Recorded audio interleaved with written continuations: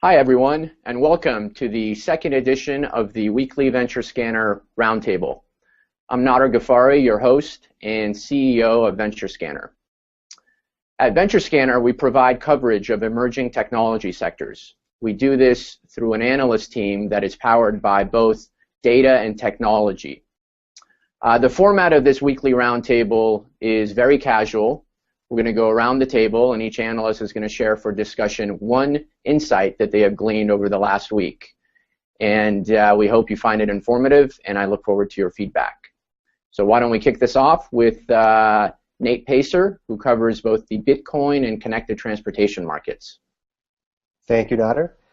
So today I'm going to talk about the Bitcoin market. The big news for this week was that Bitfury, a Bitcoin mining company, raised $20 million. This really sort of is in line with a strong growth in mining activity. We've seen the hash rate explode over the past couple of months on the protocol. And anecdotally, we've seen a lot of startups really start to offer a lot of Bitcoin mining contract vehicles. So people are no longer selling just hardware, but they're also selling contracts around access to the hash power. Normally here in the Valley, people are pretty software focused, but I think this case is there's a lot of attention being around the world on the hardware side. Nate, what do investors invest in when they invest in these mining companies, mining hardware companies, in the long run when all the coins have been mined? What is the play here as far as the long-term profitability? How do they expect these miners to be making money? That's a really good question. So right now, miners are rewarded with two things: the Bitcoin reward itself and the transaction fee paid by people who want to get their transactions into the blockchain to verify the transaction. So once all the coins are divvied out, then there will be a sort of a market rate fee that the mining companies charge people to get into the blockchain. And they probably will have some sort of tiered pricing structure where if you want your transaction to be completed quickly, it'll cost you more to do that thing. Great, thanks. Let's move on over to Wayne Wong. Wayne covers the financial technology market here. Over to you, Wayne. Thanks, Nader. So one piece of interesting news last week was that Square is entering business lending as it tries to find new revenue sources. So this new service is called Square Capital. There is essentially no application process, and Square analyzes Square merchants' financial history, and eligible merchants are notified if they qualify for merchant cash advances. There is controversy in this move, though, because this puts Square near payday loan territory, because merchant cash advances are actually not regulated, and there is a fixed sum that is a fixed cost that is attached to the loan. But in terms of repayment, there's no fixed repayment schedule, and Square essentially just takes 10% of sales or whatever fixed percentage of daily sales every day. So it's ironic because the better you do, the more revenue you have in the short run, the earlier you have to pay back. And if you look in terms of the opportunity cost, merchants would be paying higher annual percentage rates if they pay back the loans earlier. So there's this controversy surrounding what Square is doing with merchant cash advances. What's interesting is that Square talks about how they're addressing slow, complicated, and troublesome process of obtaining loans, but there are already other companies like Cabbage and OnDeck that offer fast, easy, convenient ways of getting business loans by taking a data-driven approach to underwriting. So it's very interesting to see where Square will take this going forward. Great. Any questions for Wayne? Wayne, how is Square financing this lending operation? What are the sources of capital it's using and to get the business off the ground? So the funny thing is, on the website, Square says that Square Capital is not a loan.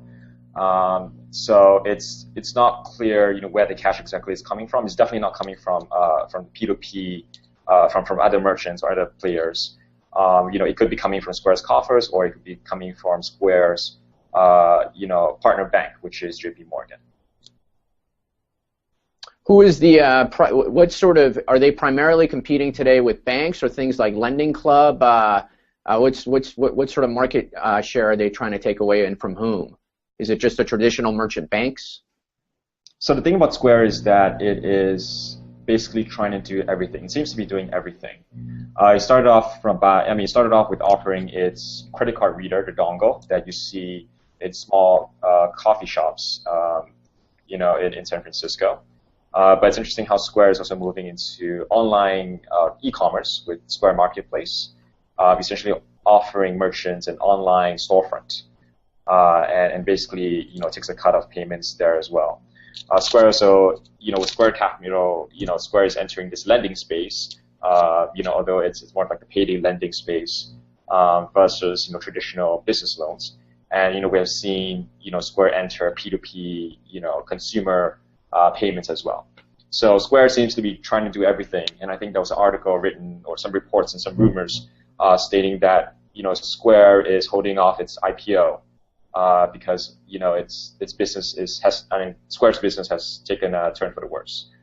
So we see a situation whereby Square is too small to go to basically launch an IPO, but yet too big to take on further funding. So it's a very difficult situation for Square now. Yeah, but it feels like a natural extension of its business to grow revenue. Yeah, definitely. All right, so let's move on over to Nathan Suhu. Nathan covers the 3D printing, retail, online, offline, and future of television markets. What are you going to touch on today, Nathan? Thanks, Nader. I think I'm going to talk about Retail 2.0 today. Actually going back to some news last week, some interesting news that Phil's had actually found itself in some hot water when it was reported that they were tracking customers using their cell phone's Wi-Fi, tracking them in-store. So to make a long story short, people got mad, and Phil's dropped Euclid, which is a service provider for this retail analytics service. So these technologies aren't really new, and what's interesting is that the customer expectation of privacy in this scenario was obviously much higher, and so that caused a much greater backlash. A lot of stores are using it, but Phil just got singled out, maybe because they didn't have adequate signage, or people were a little more trusting in their consumer data and felt betrayed. But I'm very curious to see how stores are going to move forward with this, especially as that privacy expectation changes and moves forward in the physical world, right? We're tracked every which way online, but as soon as it steps into when they can see me or they can see where I'm walking in a store, all of a sudden it changes drastically. So I think that's going to be a fun piece to watch.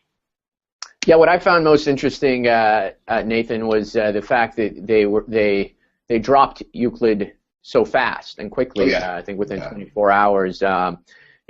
Phil's has such a strong sort of community and almost cult-like following that anything to damage that would be would have a huge impact on their business. So, do you think there's any? Well, one, do you think there's viability for any of these in-store analytics companies if they are going to request opt-ins?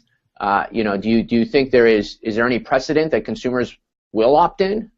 Have we seen any products out there in this space that are succeeding through an opt-in methodology?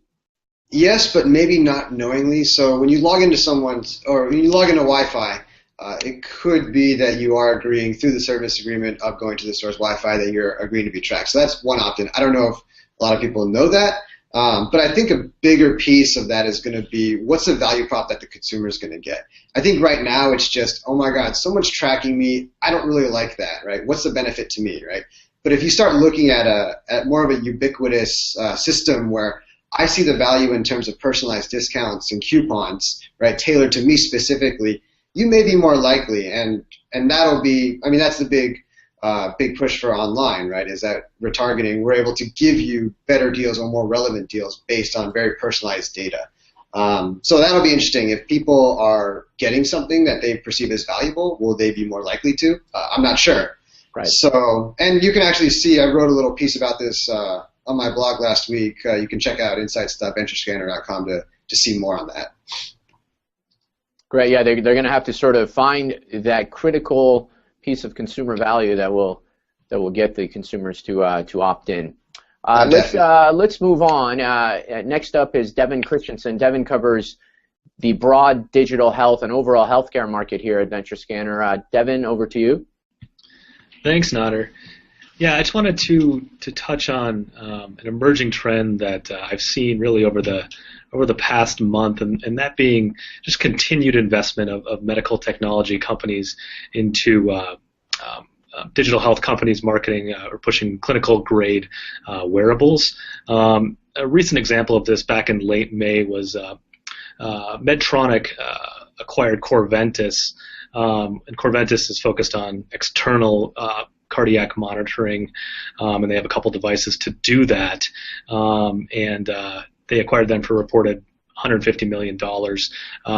Small beans for Medtronic, but does suggest a trend is emerging here, and really that acquisition is to help pair with an additional digital health acquisition from earlier last year of Cardiocom that Medtronic picked up in late 2013. So seeing a trend there, and this is really the second deal in May as well. I saw Covidien, another large med tech company, acquired Zephyr Technology, who really make the bioharness, which is a wearable chest strap used by a lot of athletes. It's quite popular out there. So, it seems to me that that large med tech firms are continuing to show an appetite to invest in clinical grade wearables, and acquisitions by these firms are really viable exits for a number of these digital health players. And additionally, as the consumer wearables market continues to be saturated, there's an opportunity within the clinical side of the wearable market for startups within this space. Thanks, Devin. Yeah, I think you wrote a very interesting piece this week about how the med device companies and overall healthcare companies have advanced significantly and are keeping patients alive and turning disease states into something that's chronic. And so digital health really becomes a means in which they can continue to stay close to these patients after the fact, after they have gone through a procedure. And so it's interesting to start to see the M&A activity validate that hypothesis.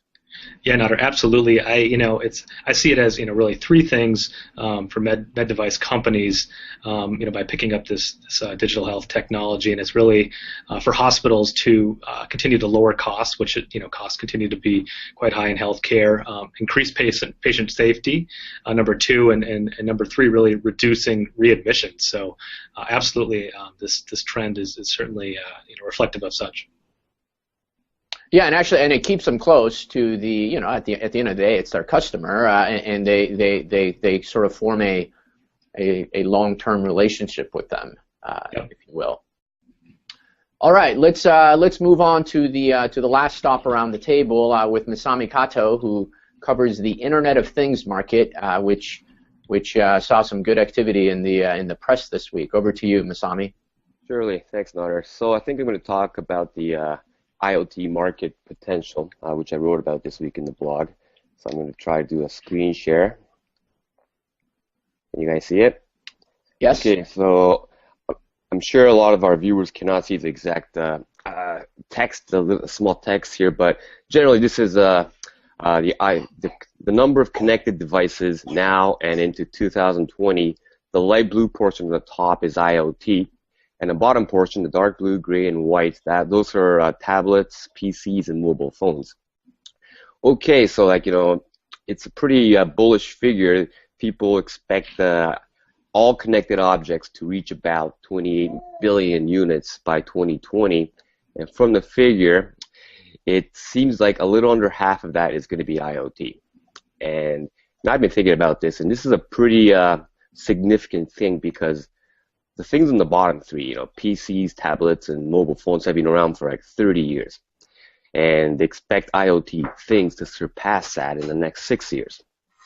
And today, I think there's probably about 3 billion units of IoT right now. So it's going to quadruple in the next 4 years. And I was thinking about whether this is actually possible or not. And I was thinking, to make this a reality, there has to be something that's very, very network effect driven, where this physical object, everyone has to have it because everyone else has it.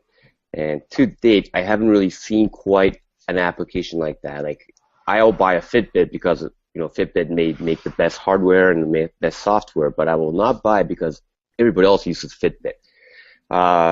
In the future, if there's some kind of data algorithm in the background where it gets better as more users use it, may be the case, but I haven't really seen it yet.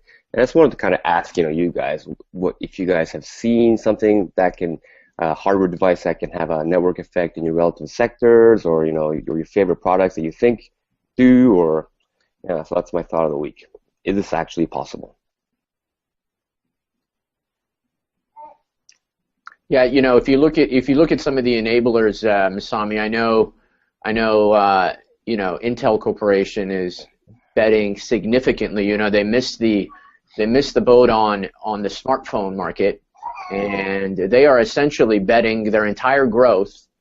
They can remain a cash cow on the PC market, but they're sort of betting their entire growth in the foreseeable future on the Internet of Things. Mm-hmm. And they have a significant outreach into the development community and the hardware community.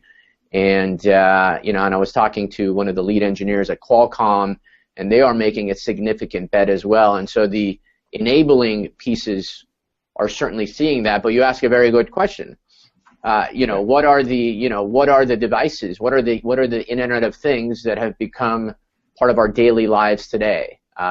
Or is this simply a bet for the future that we have to sort of wait and see if it'll fully play out? Yeah, definitely, because like all the component makers you just mentioned, like Intel and Qualcomm and Cisco's, it's their nature to show aggressive figures because that's where they're going to make money by putting out new components for this market. But adding, going to 12 billion users, that's quite aggressive because Facebook now has what, 1.3 billion users. WhatsApp has like about 500 million active users, so those numbers are quite aggressive. All right. Thank you, Masami. All right. Well, this brings our second edition of the weekly roundtable to a close. You can find all the in-depth scans and analyses of these sectors at venturescanner.com, and you could always email me, nader@venturescanner.com, for more information. And we look forward to seeing you guys all next week. Have a great day.